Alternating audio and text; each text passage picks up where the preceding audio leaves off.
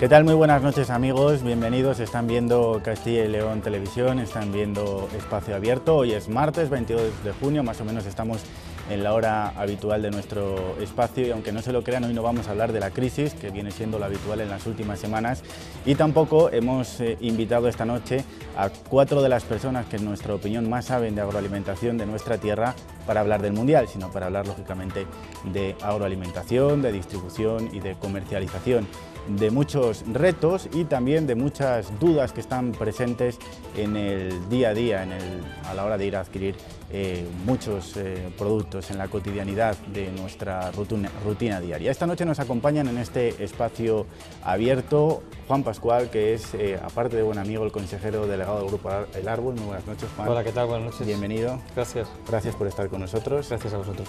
También está con nosotros otro buen amigo, es Carlos Moro, es el presidente del Grupo Matarromera. Muy buenas noches, Carlos. Muy buenas noches, Eduardo.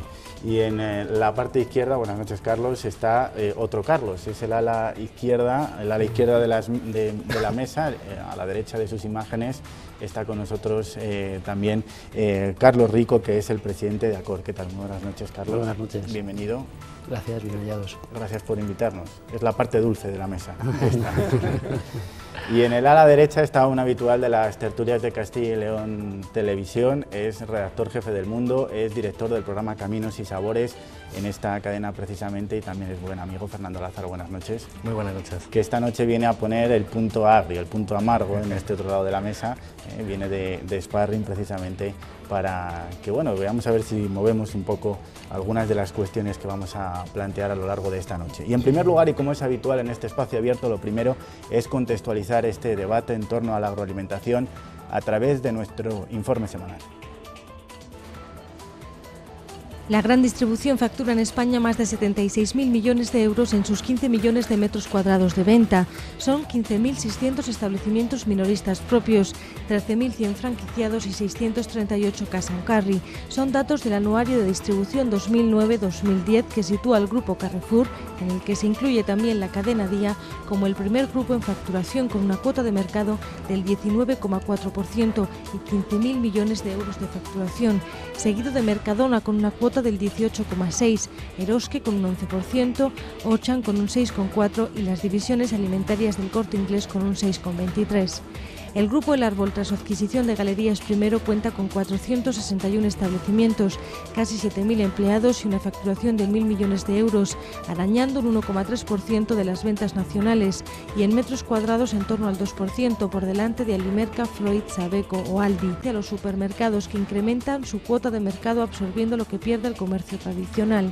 Los supermercados y grandes supermercados, entre 400 y 999 metros cuadrados y de más de 1.000, abarcan el 56% de la superficie, hasta el 69% si se incluye a los autoservicios. Un 15% absorben los hipermercados, que se han multiplicado en los últimos años.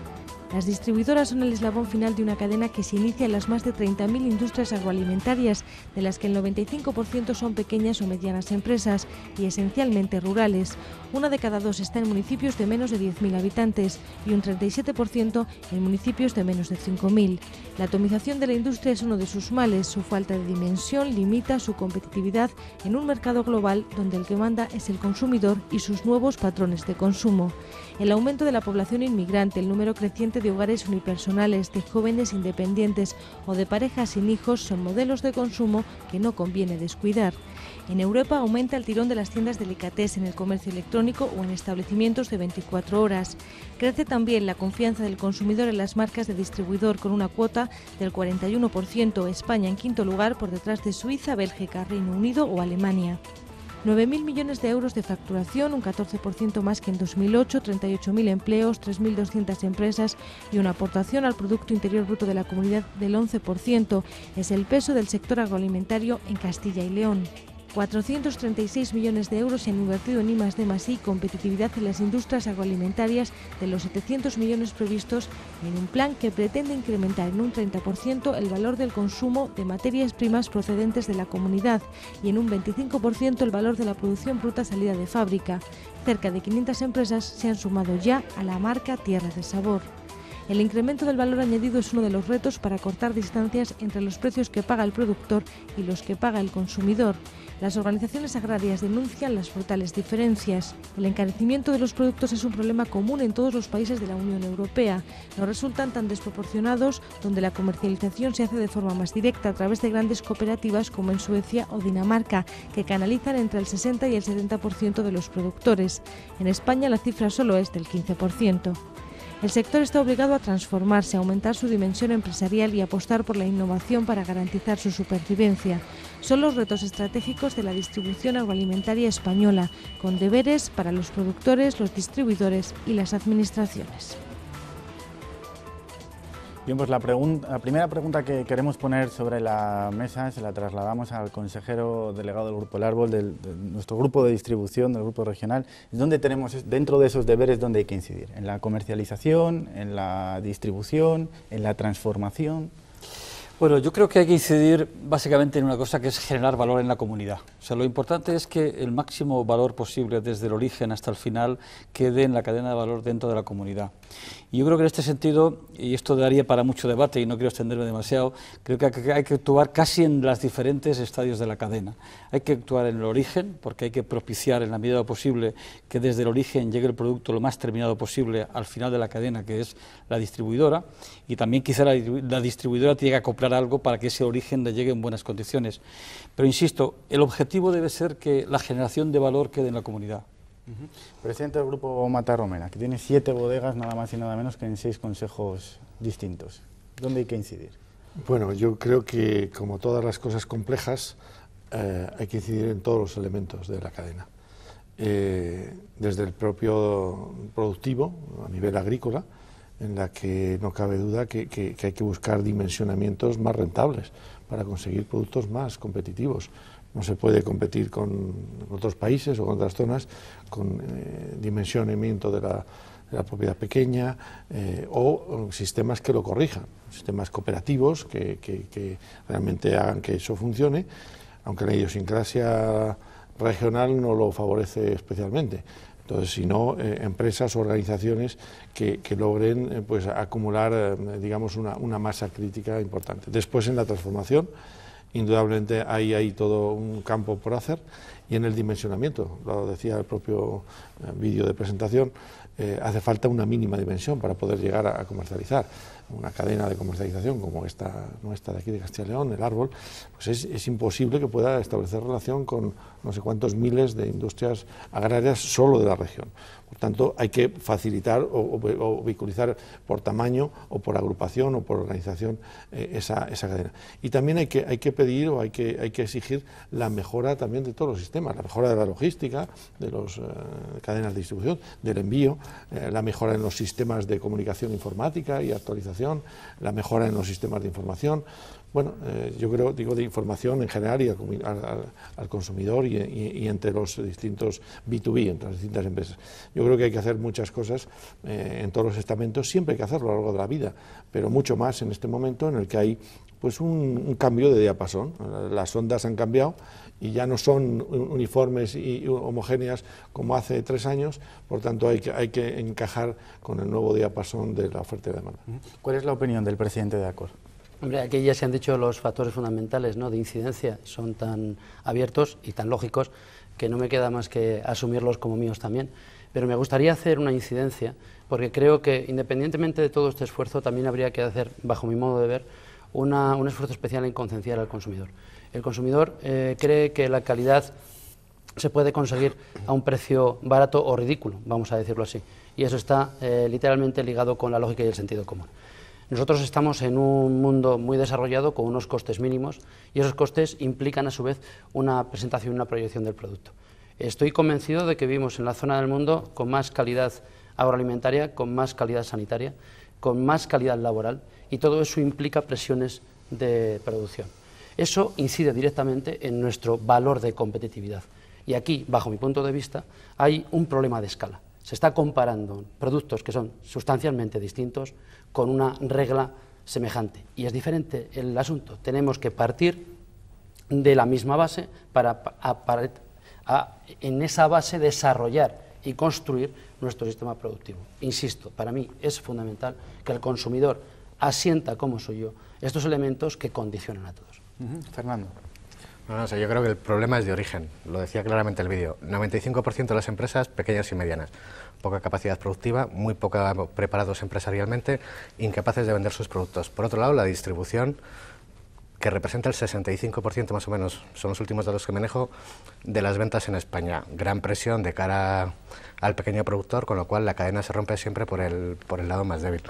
Parece muy bien lo que decía Juan, de que el valor añadido se tiene que quedar en la comunidad, pero se tiene que quedar en la comunidad especialmente en el eslabón productivo, que siempre es el que más sufre toda esta parte de la cadena. Y sin eso no va a haber vida en los pueblos, no va a haber desarrollo, no va a haber nuevas empresas. Falta eso. Muy importante, la formación, que sean capaces de transformar sus productos y que salgan a venderlos. Y luego yo no estoy de acuerdo con Carlos en el tema del cliente. Yo creo que el cliente hasta ahora, y salvo muy honrosas excepciones, le tratamos como un mero comparsa. O sea, es tan fácil vender un producto como situarlo en la parte alta del lineal y no venderlo como situarlo en la parte inferior del lineal. Muchas veces, ¿eh? No quiero decir que todas, pero las técnicas de marketing de los supermercados lo tienen bastante estudiado. Sí, pero precisamente por eso creo que la labor de educación al cliente. Muchas veces al cliente, al consumidor, le falta información. Creemos, insisto, que todo es igual. Y el ejemplo que ponías, a mí me vale también. O sea, un cliente llega al supermercado, llega a un lineal y en el lineal las marcas o los productos blancos ahí están y se ponen al alcance de la mano, ¿de acuerdo? Ese producto blanco puede tener un origen que tiene unas diferencias sustanciales con nuestro producto. No digo en calidad, que las va a tener, sino en los elementos productivos. Luego ese mismo ejemplo que me pones tú a mí también me vale. Juan. Bueno, yo creo que estamos tocando ya casi todos los temas estando a la vez. Yo creo que es un tema interesante este del cliente o no cliente.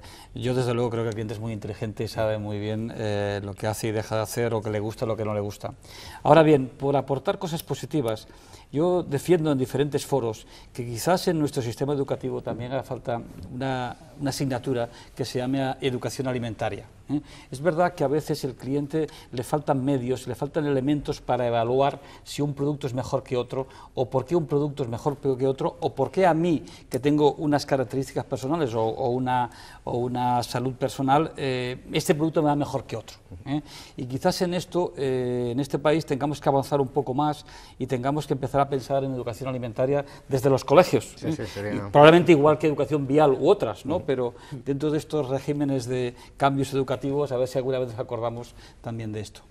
Dicho eso, bueno, yo creo que en el tema de determinadas marcas que ahora se llaman blancas y que están teniendo una evolución muy potente, yo creo que quizás ha habido una calentura excesiva en este tipo de productos de golpe. Hemos pasado del 16% de cuota de mercado al 32%, casi 4 años, 5 años, lo cual no es lógico ni es normal. En Europa hay países que pueden estar en la misma cifra actual que nosotros, pero llevan 15 años atrás evolucionando, y hay otros que están por atrás. Quizás el país que más ha crecido en menos tiempo ha sido España, y esto entiendo que volverá a normalizarse. Nosotros tenemos una marca también nuestra marca blanca, una marca de buena calidad a un magnífico precio, pero apostamos por la marca conocida de toda la vida del fabricante y creemos que ahí es donde está el sustento de nuestra venta importante.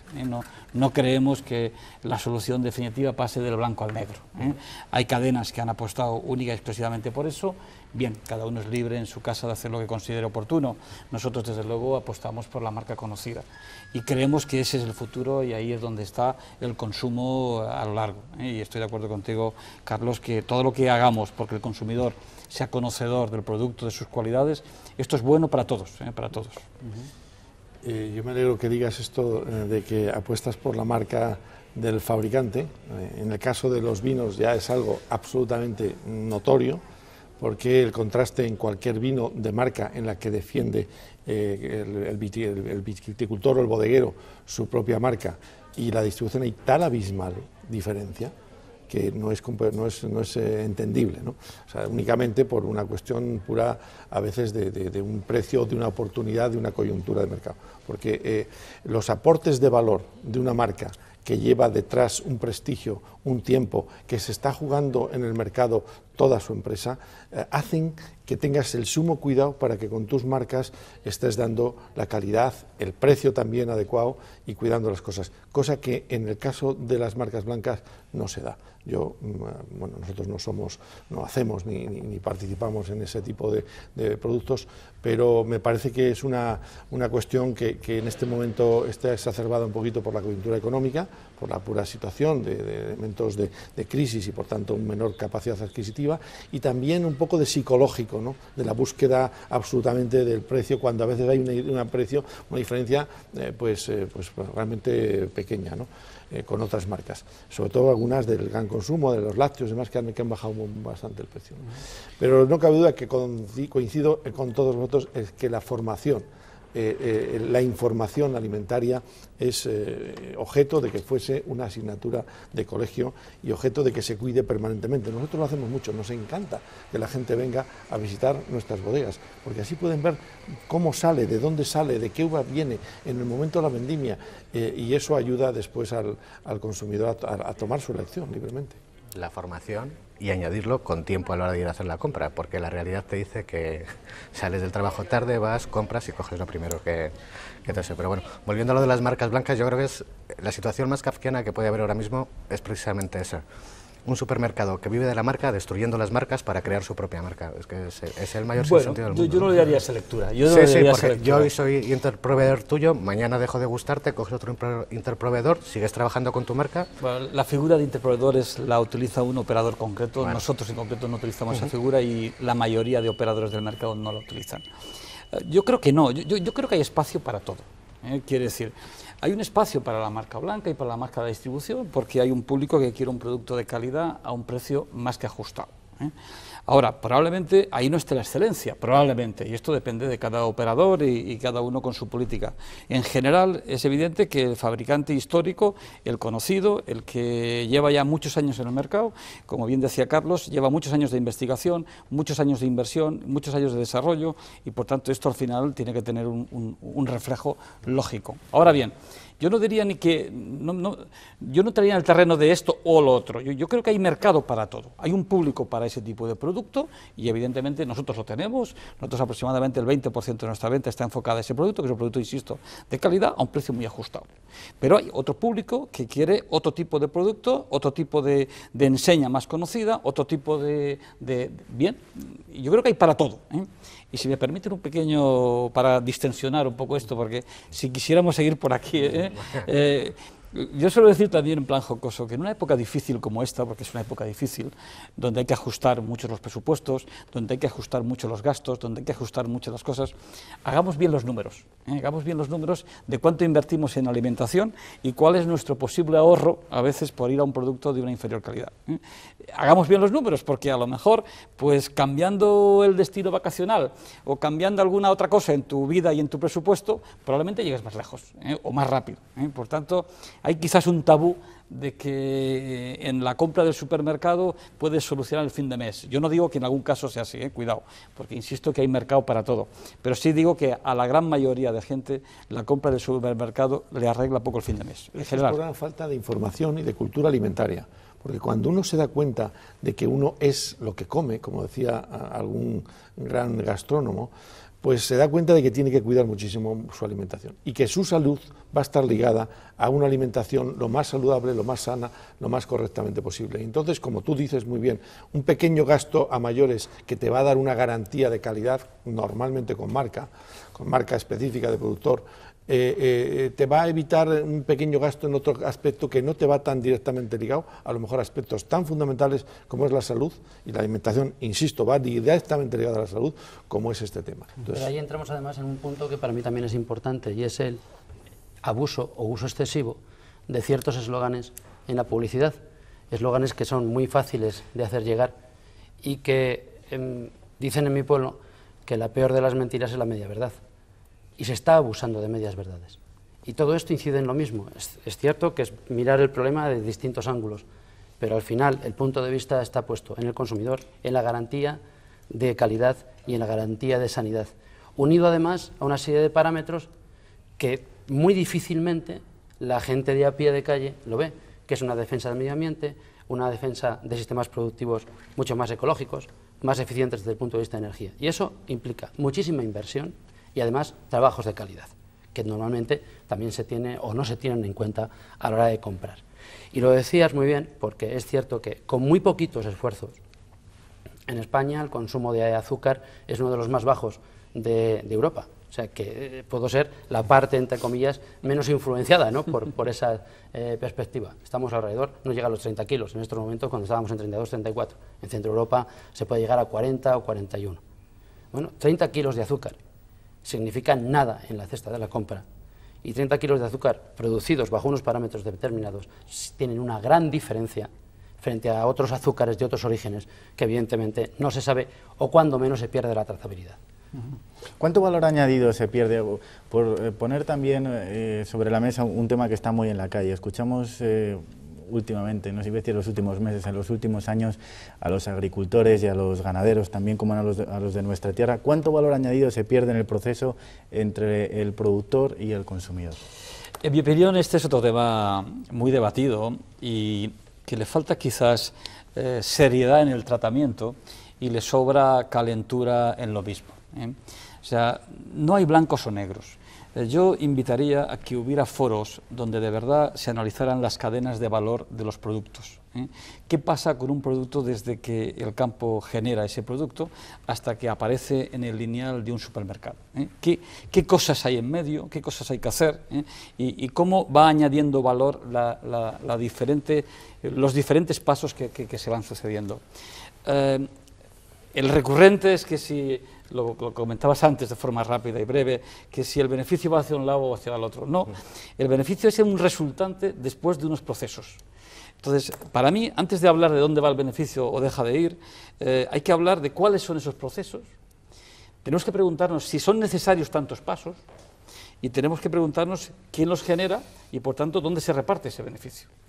¿Cuál sería el óptimo, el ideal, a dónde habría que llegar para maximizar valores en los dos lados de la mesa? Pues que el productor elaborara el producto desde su origen, lo envasara, lo clasificara, hiciera todo el proceso y viniera a una cadena de supermercados a vendernos el producto ya, vamos a poner un caso concreto ya, enbandejado. En la medida que tu productor haces todo el proceso y lo depositas en el almacén del supermercado terminado, todo el valor hay que repartirlo entre dos, la primera parte y la segunda parte. Lo habitual que te encuentras en el mercado no es esto. Es agricultores, si hablamos de agricultura, que en general, hay excepciones como en todo en la vida, tienen una capacidad productiva limitada, con lo cual tienes que acudir a varios, uno solo no te atiende. Segundo, que normalmente producen muy bien, con mucha calidad y con mucho amor y con mucho cariño, pero hasta ahí. Luego hay que ese producto clasificarle, hay que lavarle, hay que envasarle, hay que generalmente desde ese agricultor hasta el supermercado hay no menos de 3, 4 o 5 operadores que están funcionando. Yo insisto, añadémosle raciocinio y matemática a los procesos y luego ya hablamos de dónde va el valor o deja de ir, pero no dejemos de la primera parte. Sí, hay otros casos, no solo el de la distribución, que ahora también me viene a colación. Por ejemplo, en el mundo del vino y en algunos otros productos en los que también está la Horeca, el sector de hostelería y restauración, existen múltiplos absolutamente endiablados. O sea, no puede ser que una botella de vino que hace un productor de cualquiera de nuestras magníficas zonas salga a un precio determinado y el consumidor, únicamente con solo 2 pasos, se le haya multiplicado por 4, sin ningún valor añadido de producto. Es que cada paso, cada uno de los 3, 4 pasos que comentaba Juan es un 30%. Que puede sonar demagógico, pero la realidad es que el litro de leche se la compran al ganadero a 12 o 14 céntimos, en el súper te la encuentras a 80 o 90 céntimos. El kilo de patata a 10 15 céntimos, en el súper te la encuentras a 80 o 90 céntimos. Es un salto importante, yo no sé dónde se queda. Pero para mí es demagogia, si hablamos en esos términos, demagogia. Es demagogia y desde luego el problema está en el origen, en la atomización del sector primario, está claro. Claro. Siendo cierto eso, no es menos cierto que quizás lo que nos faltan es unas normas claras y evidentes para todo el sector. A mí las normas me gustan, porque implica que todos los que estamos jugando sabemos a qué jugamos. No jugamos al fútbol y a mitad del partido cambiamos a baloncesto. estamos y seguimos jugando al fútbol.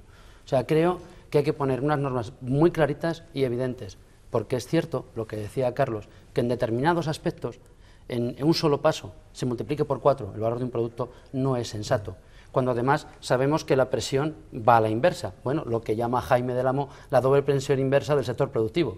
Por un lado, no puede controlar el precio del producto de venta, por otro lado, tampoco puede controlar el precio de los consumos de su explotación. Así, estamos poniendo en grave riesgo al sector productivo, y no olvidemos que si, al igual que la distribución, habría que crearla, el sector productivo no se crea ni emerge de la nada.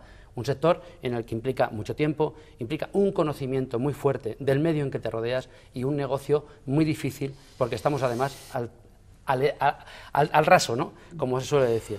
Esas normas para todos yo creo que serían sensatas, incluso serían más sensatas cuanto más competitivo es el productor o más competitivo es el distribuidor o el industrial. Yo en algunas cosas que has dicho difiero, ¿eh? O sea, yo hay cosas que por mi filosofía no me gustan. O sea, yo soy antirregulación, o sea, cuanta menos regulación mejor, ¿eh? Yo soy de política libre de mercado, quiere decir, si un producto terminado tú lo vendes a un señor y ese señor quiere venderle al doble o al triple o al cuádruple, él sabrá su mercado, su cliente, si se lo acepta, si no y por qué, pero que cada uno juegue su rol y su papel. Yo, a la pregunta concreta del valor, yo digo, primero echémosle raciocinio al tema, veamos los diferentes pasos, veamos qué es lo que hay que hacer de un producto y veamos en qué medida somos capaces de estrechar el tema. Segundo, todos tenemos que mentalizarnos que tenemos que aprender un poco más. Nosotros, cada día, la distribución, el director de compras de supermercados, cada día sabe más del campo, ¿eh?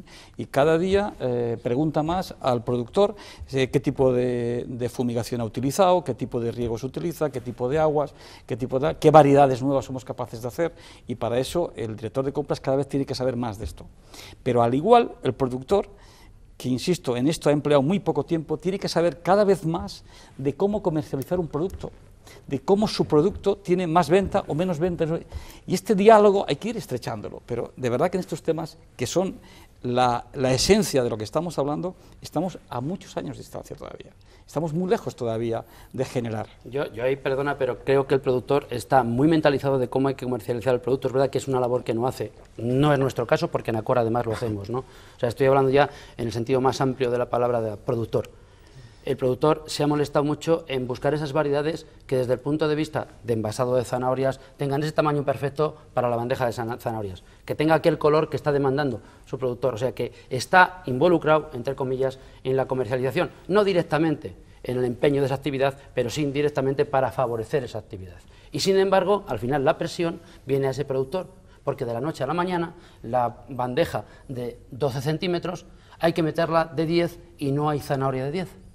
Porque la zanahoria se deforma, o no hay zanahoria de 14. Y te pongo un ejemplo hortícola, que además conozco bien, porque mi explotación lo damos. O sea, es cierto que hay una comunicación, pero también es cierto que los tiempos en agricultura no son los tiempos de comercialización. Los periodos en agricultura son de un año. Buscar variedades nuevas implica, por un lado, un agricultor tecnificado y, por otro lado, investigación, y eso implica dinero. Si el agricultor está cercenado en su rendimiento económico, al final le estás alimentando a que no haga nada. Pero hay que romper esta dinámica, tenemos que fijarnos en otros países. Si hablamos de agricultura, yo miraría mucho hacia Inglaterra, por ejemplo. Es un país donde el valor que se genera al producto desde el origen hasta el final es el doble probablemente de otros países de Europa y probablemente 5 veces el de España, y hay que ver qué es lo que hacen. O sea, tenemos afortunadamente cosas donde ver y donde copiar.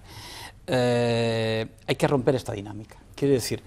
estoy de acuerdo con lo que dices, pero si no innovas, si no sacas variedades nuevas, no añades más valor. Si vendes la sandía de toda la vida, tendrás un valor añadido. Si vendes la sandía sin pepitas, tendrás más valor añadido. Si vendes la sandía de tamaño individual, todavía más valor añadido.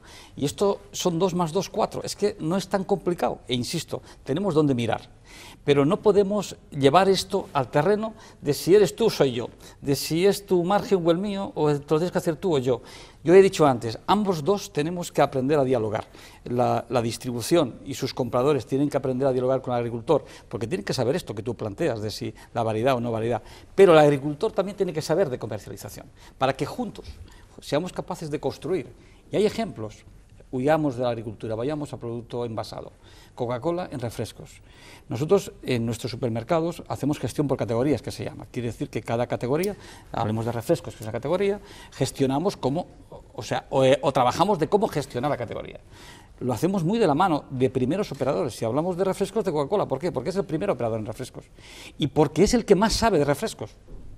O sea, cuando hablamos con Coca-Cola, sabe muy bien de su producto, su categoría, cómo comercializar, cómo hacerlo, y tienes un diálogo muy fluido. Es verdad que hay agricultores de diferentes niveles, es verdad, y es verdad que hay cooperativas de diferentes niveles, pero vamos a hablar de la mayoría o de una media.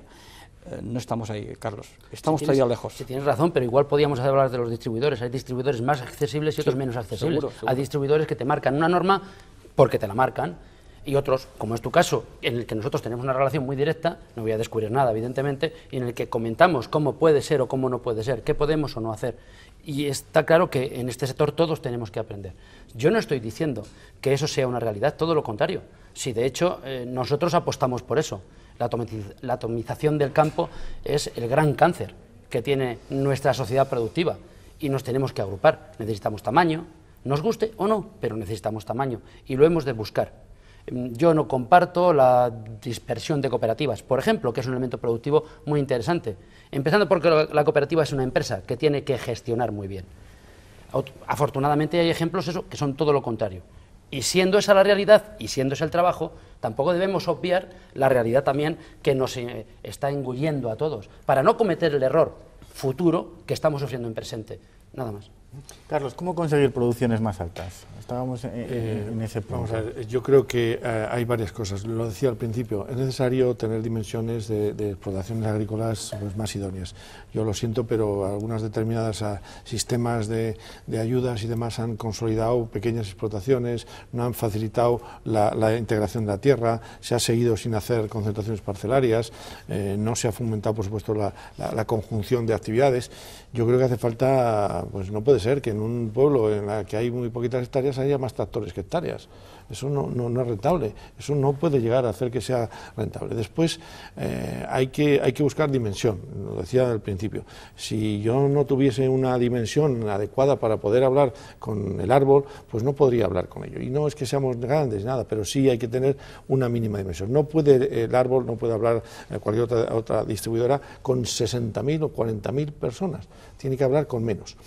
Siguiente tema, que estoy de acuerdo, hay que buscar un liderazgo, hay que buscar aportar algo de valor, porque lo normal y lo general lo hace todo el mundo. Entonces, lo tenemos que aportar tanto a nivel nacional como a nivel internacional. Nosotros buscamos esa situación. Hay que innovar y buscar nuevos productos para irte colocando en los nuevos opciones. Si haces solo pues la zanahoria típica sin saber cómo se mide y tal, pues difícilmente vas a ser interesante para el distribuidor. Te tienes que hacer interesante para tu interlocutor. Siempre, en toda la vida. Si no eres interesante para conquistar a una mujer, difícilmente vas a conquistarla. Si no eres interesante para tu interlocutor en una negociación, difícilmente vas a llegar a un acuerdo. Y eso es, pues todas estas cosas que estamos diciendo, ¿no? Es preparación profesional de los interlocutores. No podemos ir a vender a Inglaterra si no sabemos inglés. Y no podemos ir a vender al árbol si no sabemos cómo se maneja en las técnicas de gestión de la venta del árbol. Por tanto, son toda la cadena, todo esto hay que hacerlo, todo ello muy bien y muy a tiempo, y aún así la fuerza de la distribución sigue siendo muy fuerte. Siempre hago el punto. Tengo una curiosidad, ligándolo con lo que comentabas al principio, de que queréis que el máximo valor posible se quede en la comunidad autónoma. ¿Cuál es el tamaño mínimo que tiene que tener un interlocutor para entrar a trabajar con el Grupo El Árbol? No hay un tamaño mínimo, porque depende mucho del producto y depende de muchas razones. Yo creo que depende mucho más de lo que estamos hablando, de su capacidad de traer el producto terminado, de su capacidad de conocer el punto de venta y cómo evolucionar en su producto el punto de venta. No hay un tamaño mínimo, Volvemos un poco al inicio, apartando el debate en torno a las marcas blancas, porque siempre que se genera este tipo de debates y hablamos de Castilla y León, siempre sacamos la bandera de la calidad frente a la bandera del precio. ¿Por qué hay que apostar? ¿Calidad, precio o ambas cosas? calidad y precio, vamos. No, yo creo que no es incompatible, ¿no? Claro, hay clientes para todos. Si es que el árbol tiene 1 millón de clientes. Entonces, dentro de ese 1 millón de clientes habituales de compra frecuente, hay de todo. Hay gente que buscan porque, evidentemente, en una situación como la actual, hay apremio, hay familias que lo están pasando mal y que tienen dificultades y que necesitan comer a un mínimo precio. Entonces, esa familia va a buscar sobre todo productos de precio. Hay otras familias más medias, más acomodadas, que tienen menos y van buscando la calidad. Yo sí daría como bandera que siempre que tu economía te lo permita, apuesta por la calidad, porque hablaban antes de salud, yo creo que de las cosas que más hacemos en la vida es comer, ¿eh? Y son de las cosas que más influyen en cuánta larga vida vamos a tener, ¿eh? Con lo cual no tengamos duda de la calidad, ¿eh? Y hay que apostar por la calidad. Ahora, hay público también para otras cosas, por necesidad o por otras obligaciones. Por falta de cultura, muchas veces. Quizás desde el punto de vista productivo habría que decir que a menor capacidad productiva, más calidad de producto, porque te tienes que diferenciar en algo. Si no tienes tamaño o suficiente tamaño, tienes que dar una calidad envidiable, tienes que ser el mejor del mercado en calidad, si no automáticamente te estás excluyendo tú solo. Y a mayores, mayor valor añadido, que al final es de lo que se trata, se crea más riqueza para el productor. Sí, pero a veces no es solo cuestión de esto, o sea, a veces podemos encontrar muy buena calidad a unos precios también muy competitivos. O sea, a lo mejor estoy pensando un poco más en el sector en que más me muevo, en el vino. En este momento hay vinos excelentes y puede haber vinos excelentes a unos precios realmente adecuados. Si el consumidor tiene adecuada información, va a encontrar ese producto. Y ese producto va a triunfar. Y ese producto va a triunfar porque lo está haciendo bien una empresa, una bodega en este caso.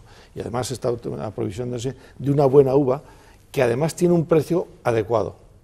Ni excesivamente bajo porque le llevaría a pérdida de calidad, ni excesivamente alto que llevaría a captar demasiado valor en la cadena, que impediría a la postre tener el precio y el consumo adecuado, ¿no? Por lo tanto, yo creo que hoy día pues hay un nivel de alimentario, lo decía Carlos, muy bueno en España.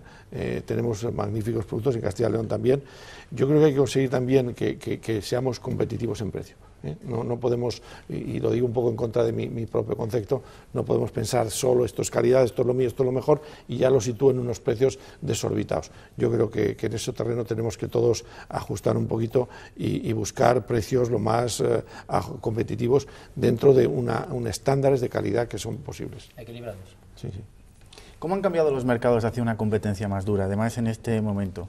En concreto, hemos hablado de calidad, hemos hablado de precio, hemos hablado de marcas blancas, pero la competencia en los mercados de la distribución es brutal.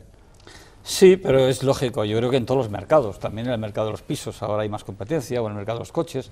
O sea, esto es consecuencia de la evolución del mercado. O sea, ahora mismo el sector de la alimentación crece a ritmos del 4 o 5% en volumen y estamos en deflación de precios en torno al 1,8, 1,9, con lo cual esto es una realidad. Pero yo diría que hasta lógica y del momento, quiero decir, a más, hoy en día el problema es que el consumo cuesta de que crezca.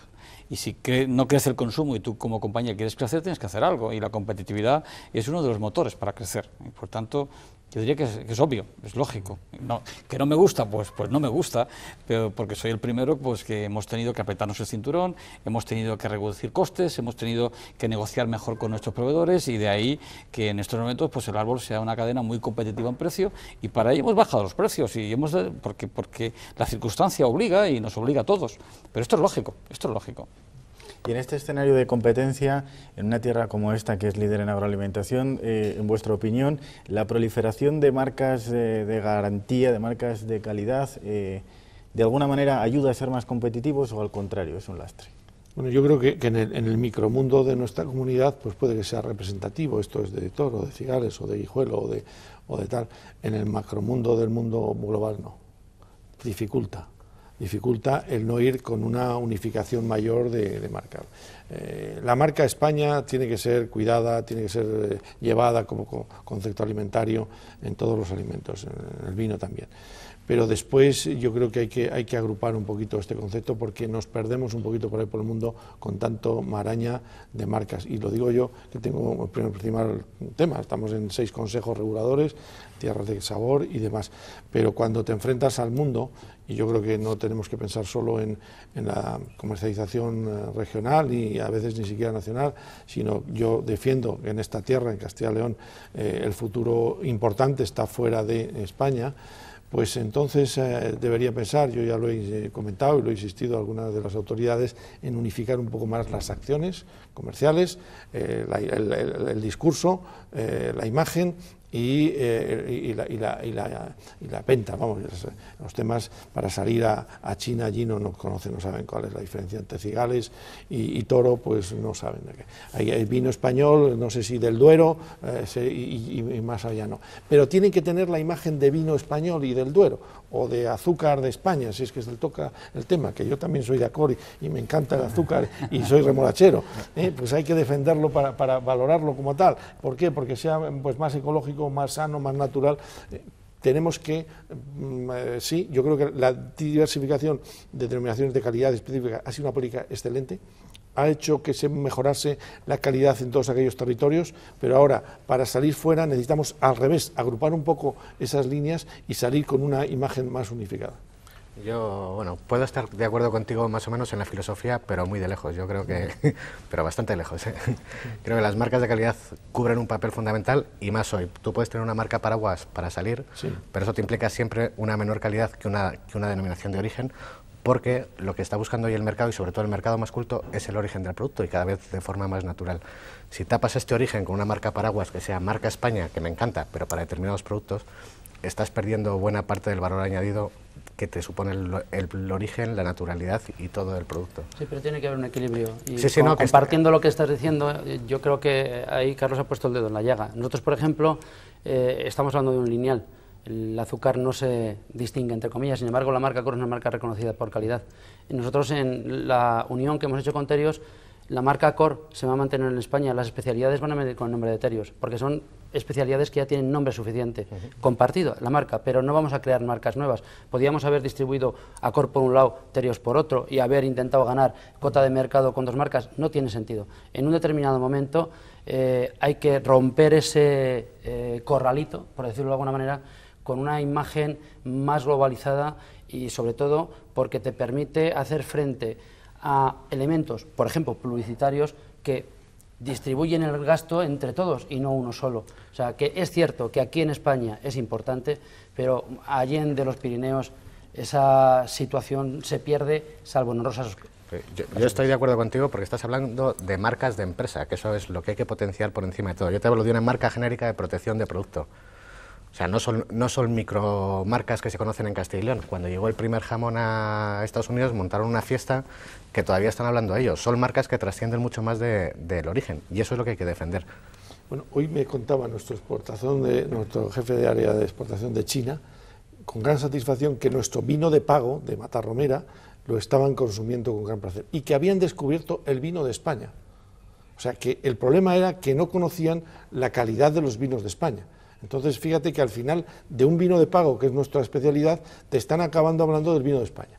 Es decir, que por supuesto que eso tiene que ir luego las marcas con su pago, con su denominación, pero que hace falta una amplitud, como dices, que dé una cobertura de imagen país del vino. No estoy hablando de los vinos de España o lo que ha hecho el Ministerio ni nada de eso. Estoy hablando de unificación de acciones o el Duero o algo que te lleve a entrar de una forma pues más sencilla, ¿no? Pero ya que lo citas, vinos de España o viñedos de España, creo que es la marca que estaba promoviendo el Ministerio, es precisamente para amparar lo que hasta ahora se vende como vino de mesa, o sea, el escalafón más bajo de toda la calidad del... Es que eso no es la línea, yo creo, esa no es la línea correcta. Pero eso es viñedos de España, eso es con lo que va a seguir a China, a Estados Unidos y a Rusia. Si te has fijado en una imagen más conjunta, por ejemplo, del Duero con los vinos todos de denominación de origen. Hombre, habrá unas que tengan más fama y otras menos, pero luego ya está la marca, que es la que tiene que defenderse. Tiene que haber en la acción institucional la cobertura para que tú vayas a Japón, a Corea o a China o a Estados Unidos. Hombre, eres del Duero, bueno, eres de Castilla y León, y ya a partir de ahí tú ya tendrás que manejar tu marca. ¿Cómo se ha adaptado? ¿Cómo se adapta la industria? Comentábamos al principio, esta industria tan cotidiana, tan presente, decía Juan, en nuestras vidas. Si algo hacemos aparte de dormir muchas veces y trabajar, es comer, lógicamente. ¿Cómo se ha adaptado a los nuevos patrones de consumo? ¿O cómo tiene que adaptarse a los nuevos patrones de consumo? Antes de esto comentaré una cosa jocosa de lo que estabais hablando. Quizás la solución sea llevar el árbol allá de los Pirineos. Esa es una buena idea porque implicaría más riqueza para Castilla y León. Y ahora ya, Si no ne vero è bien trovato. y ahora menos jocosa, Carlos, la importancia de un distribuidor como Grupo El Árbol dentro de una comunidad ya no es la propia comunidad, sino cómo desde esa comunidad llevamos productos al resto de comunidades. Este es yo creo que el valor más importante que puede tener un distribuidor regional. Me apuntabas de la industria.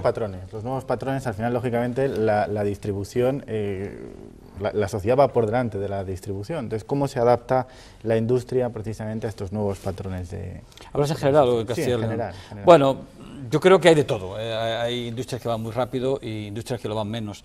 Lo cierto y verdad es que en los últimos años ha habido unos cambios en patrones de consumo muy importantes. Ahora ya no se habla tanto de tomate o lechuga, sino se habla de cuartas gamas y quintas gamas. Se habla ya de un producto que en una bolsa prácticamente preparado o semi-preparado. Cada vez más las comidas semi-preparadas, congeladas o no, pues están adquiriendo más importancia. Por tanto, el mundo va rápido porque los hábitos de consumo van rápido y porque la gente quiere innovar. Y hay de todo, hay industrias muy punteras donde esto se sigue, pero en general va un poco ligado a lo que hablábamos antes del tamaño de la industria. A menor tamaño y a menor volumen, más dificultad para adaptarse, ¿no? Yo creo que es importante remarcar también, un poco en apoyo de Juan, que es quizá el más divergente, pero no tan divergente, porque al menos nosotros estamos muy de acuerdo en muchas cosas. Hay que apoyar un grupo regional, como es El Árbol. Hay que estar, digamos, con ellos, porque efectivamente es un vehículo positivo para apoyar los productos de Castilla y León y también pedirle que lo siga y que lo haga y que lo siga haciendo, porque a muchos agricultores, a muchos industriales alimentarios puede ayudarnos, ¿no? Otras regiones lo tienen. Hay algunas otras que son grupos más amplios, pero yo creo que dentro de exigirle la competitividad general, los ratios generales, las condiciones de mercado generales, que exista y que haya esa visión de apoyo, pues yo creo que nos viene bien. Y en esta dirección de los nuevos patrones, ¿hacia dónde vamos? ¿Hacia los hiper, hacia los super, hacia los...? Bueno, una cosa es patrones y hábitos de consumo y otra cosa son formatos de establecimiento. Yo creo que está habiendo esa tendencia actual. O sea, ahora mismo hay de todo en el mercado, hay hipers, hay super, hay discount, hay de todo, ¿no? Yo creo que lo que está sucediendo ahora en los últimos años es un retorno más hacia la compra de barrio y una menor visita o frecuencia de visita hacia la gran superficie, sea la que fuere, da igual una que otra. Yo creo que ese boom de los 60, donde la ilusión de coger el coche e ir a comprar al hiper, ha pasado un poco, y que la gente sigue yendo a comprar, sigue yendo a hacer compras de tal, pero el día a día, cada día va ganando terreno, y yo creo que uno de los comportamientos, sobre todo de los 2 últimos años, es que hay mayor frecuencia de visita a las superficies que antes, a los supermercados. Quizá fue uno de los grandes éxitos de la publicidad, ¿no? Que coger el coche y hacer la compra era lo más divertido del mundo. Y se vendía como eso. Sí, afortunadamente nos hemos caído del guindo, nunca mejor dicho. Bueno, ya sabéis que ahora lo que intentan las grandes superficies y los grandes centros es anexionar a la superficie alimentaria pues, de ocio y demás para esto que tú dices, ¿no? Para que haya un divertimento en el tema, ¿no? Muy bien, señores, vamos a hacer una brevísima pausa para la publicidad, apenas 2 minutos, regresamos abordando alguna que otra última cuestión en este espacio abierto, no se vayan.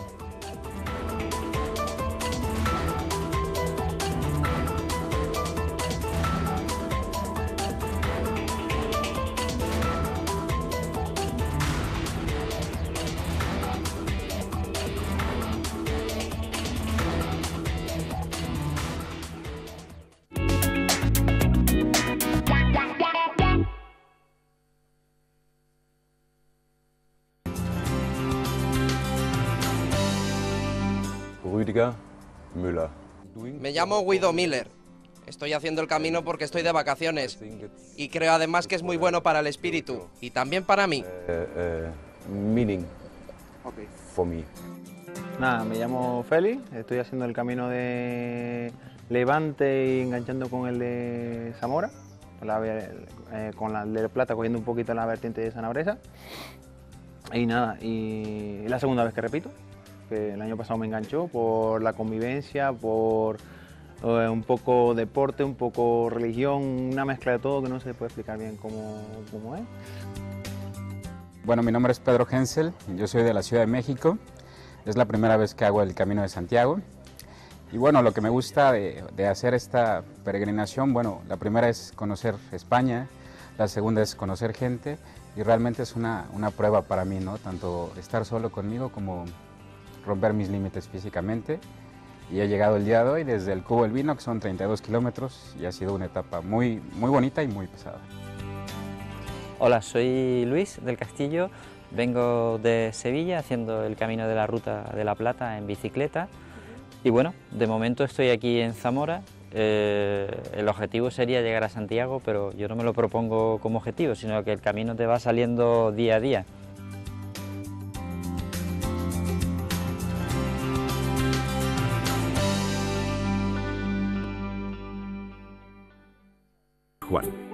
Juan ha decidido apadrinar a Shiva e iniciar una cadena solidaria de padrinos para contribuir con la Fundación Vicente Ferrer a erradicar la pobreza en una de las zonas más deprimidas de la isla.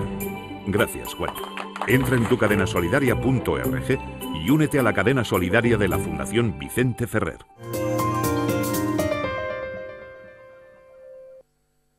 Lucía Rodil presenta... Un programa hecho en Castilla y León. Made in Castilla y León.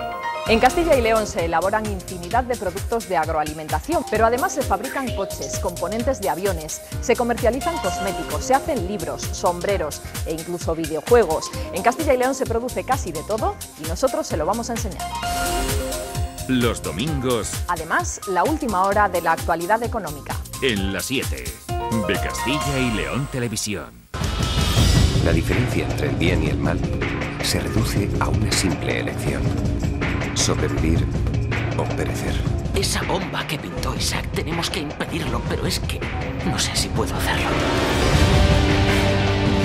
Tú salvaste a la animadora. Para salvar el mundo. No tienes ni idea del poder. Al final tú eres el malo. Yo soy el héroe. Héroes. Este miércoles llega el final. ¡Dispara! No hay otra forma. En las 7 de Castilla y León Televisión.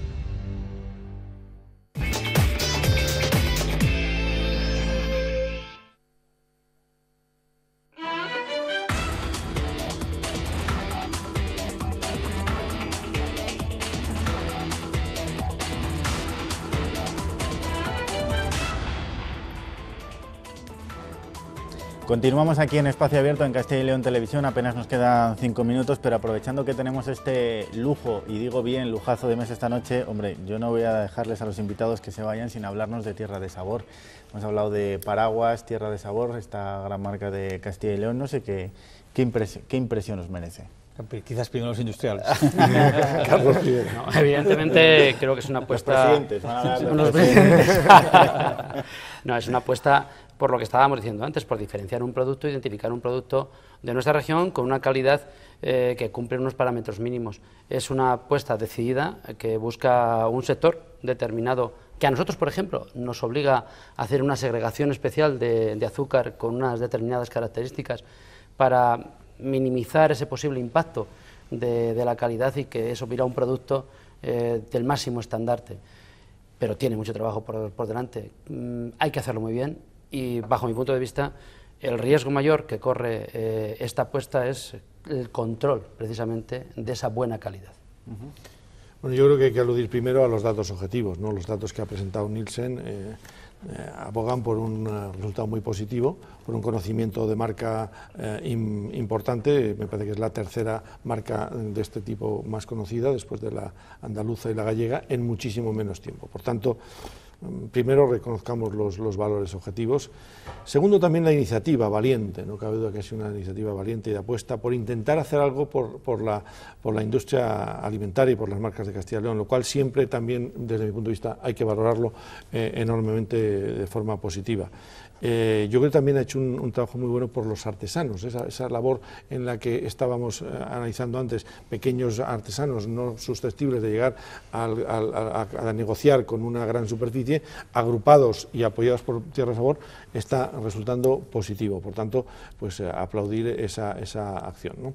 Yo creo que uno de los grandes retos, y otra vez más, volviendo a la internacionalización, es dar el salto a que esto pues pueda servir también para apoyar la comercialización en el exterior. Me consta que se está trabajando algo en este terreno, pero yo creo que aprovechar esa imagen, porque ya no solo la imagen, es la unión de grupos de alimentación para salir fuera de una manera un poco organizada también, ¿no?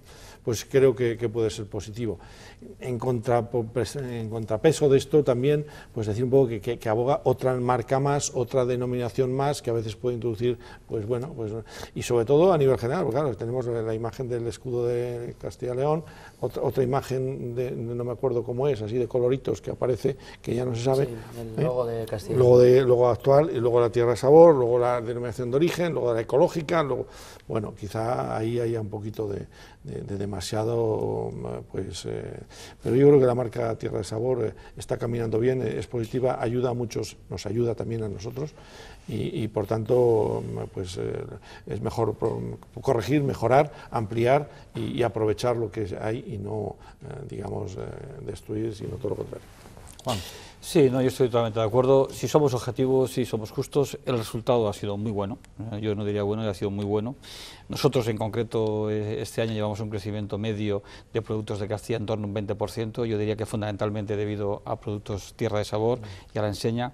Yo creo que le da algo muy importante, que es un paraguas de calidad y un paraguas de garantía al consumidor, que poco a poco lo va absorbiendo. Yo creo que también este es el gran reto de Tierra de Sabor, o sea, consolidarse, y en esa labor de consolidación el cuidado que deben de llevar para que el producto tenga una mínima calidad, una garantía, una ficha técnica y que responda a esa necesidad del consumidor, creo que es fundamental, porque no olvidemos que es una marca paraguas, que igual que puede hacer mucho bien a todos, en un momento determinado algún producto puede hacer mucho mal a todos, con lo cual yo creo que ahí está el gran reto. Y luego yo creo que hay que trabajar lo que ya se ha hecho, alguna prueba piloto y ha funcionado muy bien, que son las campañas específicas de producto. Se acaba de hacer una con el lechazo de Castilla y esto ha servido para muchas cosas. En primer lugar, para dar a conocer un producto muy conocido en Castilla y poco fuera de Castilla. No hay que olvidar que el árbol no solo está en Castilla. Fuera de Castilla hay 2/3 de las tiendas del árbol y 1/3 están en Castilla. Por tanto, hacer esta campaña monográfica nos ha permitido dar a conocer un producto muy conocido en Castilla y poco en otros sitios, Y bueno, en concreto en esta campaña nosotros hemos prácticamente duplicado el consumo de lechazo durante 3 meses, hemos pasado casi a 100.000 unidades, que es un volumen muy importante, y hemos duplicado el volumen de facturación en este producto. Y este es un poco el gran reto de Tierra de Sabor. Yo creo que lo hecho hasta ahora se ha hecho muy bien, yo creo que el resultado es excelente, pero el gran reto es consolidar, y consolidar en esas dos direcciones. Primero, en el mantenimiento y en el seguimiento de la calidad, porque es una marca paraguas, insisto, que afecta a muchos productos y por tanto pueden hacer mucho bien o mucho mal unos a otros. Y en segundo lugar, el cómo poco a poco nos vamos adentrando en la problemática de la comercialización y vamos haciendo monográficas, campañas específicas, y vamos hablando para que estos impulsos luego siempre quedan. En el momento que en Extremadura conocen el lechazo, pues siempre hay oportunidades de repetir. Si no lo conocen, difícilmente lo van a consumir. En este sentido yo creo que es el gran reto, cómo consolidamos la marca. Muy bien, Fernando, un minutillo. Nada, yo creo que ha sido un pequeño milagro, sobre todo porque ha permitido a mucha gente acceder a cadenas de distribución que de otra forma era completamente imposible, y después porque ha situado en el mapa de calidad a unos productos que, aunque parezca mentira, del 100% de la producción de queso de oveja de Castilla y León, solo un 2% se vende con marca de calidad de Castilla y León, el resto se vende como queso manchego. Con el lechazo pasaba 3/4 de lo mismo. En el momento que tú le metas la banderita de Tierra de Sabor, por lo menos se genera un mayor valor añadido para esta tierra, que al final yo creo que es de lo que se trata. Bueno, pues hemos empezado hablando de esta tierra, de generar valor añadido para esta tierra, y acabamos hablando de esta tierra. Muchísimas gracias a los 4 por habernos acompañado esta noche. Lo he dicho antes, un lujo. Yo creo que hemos conseguido incluso plantarle cara al Mundial, no con los juegos bonitos y con la eficacia y el sentido común, pero ha sido una gozada. Muchísimas gracias a los 4. Gracias. No te vendas tan caro. ¿Por qué? Señores, nosotros nos vamos. Muchísimas gracias. La semana que viene volveremos a estar con todos ustedes aquí en Espacio Abierto. Les esperamos. Hasta entonces.